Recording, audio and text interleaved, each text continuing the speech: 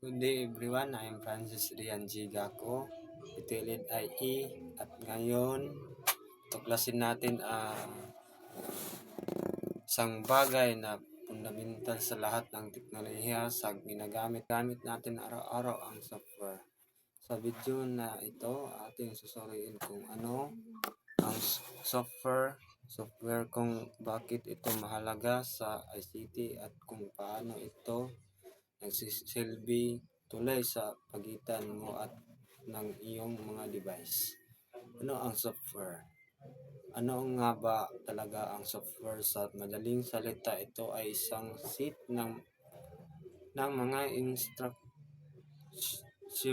o programa na nagsasabi sa isang computer kung ano ang gagawin. Iisipin mo ito bilang utak sa likod ng operasyon, ang code na nagpapagalaw sa mga bagay. Ang software ay ang mga programa, panuntunan at instruksyon na nagpapahintulot sa isang computer magsagawa ng iba't ibang gawain mula sa mga operating system hanggang sa mga app. Lahat ito at software. Bakit mahalaga ang software sa ICT? Sa mundo ng informasyon and komunikasyon technology, mahalaga ang software. Ang ICT ay tungkol sa paggamit ng teknolohiya upang makipag-usap, magbahagi ng impormasyon at automatiko ang mga gawain. Pinagana ang software ang mga negosyo na mapahusay ang kanilang kahusayan sa operasyon, mag-udyok ng pagbabago at pagbuti ang kakayahan makipagkompetensya sa merkado. Pinatatakbo nito ang lahat mula sa cloud computer at data analytics hanggang sa telekomunikasyon at digital broadcast. Pinapadali ng software ang automasyon ng iba't ibang mga gawain. Binabawasan ang mano-manong intervention at pinahuhusay ang kahusayan sa operasyon kung wala ang software. Ang ICT ay hindi nagiging umiiral sa kasalukuyan anyo nito.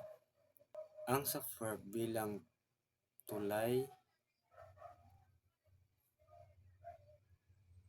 Ngayon, pag-usapan natin kung paano nagsisilbing tulay ang software.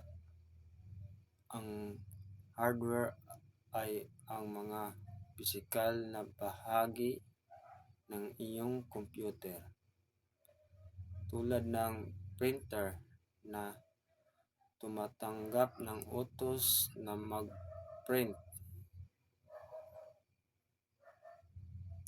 Ang system software ay dinisenyo upang patakbuhin ang hardware ng computer at application software at gawing magagamit ang computer system. Ito ay nagsisilbing interface sa pagitan ng hardware, application software at ng user.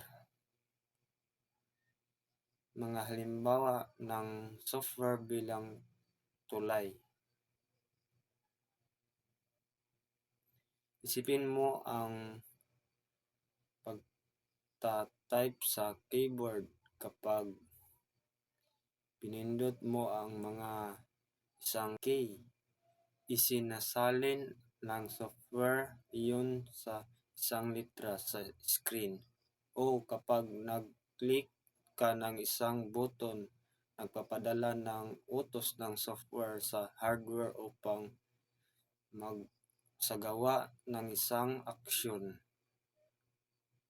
Conclusion sa sumusunod na gamitin mo ang iyong telepono, computer o anumang iba pang teknolohiya. Tandaan ang mahalagang papel na ginagampanan ng software.